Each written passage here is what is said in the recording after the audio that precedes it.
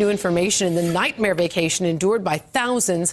A passenger who was aboard the Carnival Triumph has already filed a lawsuit against Carnival Cruise Lines. In that 9-page complaint, Cassie Terry of Texas describes her last days on the damaged ship as being like living in a floating toilet after a fire knocked out power to the ship.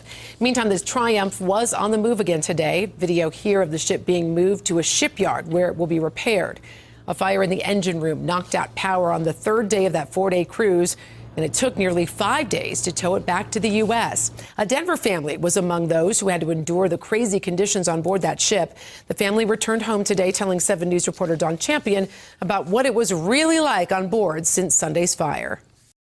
It was a rude awakening at 4 a.m. They just yelled alpha, alpha, alpha over the radio. Eric Thurston on a vacation with 5 family members, a Christmas present from his mother.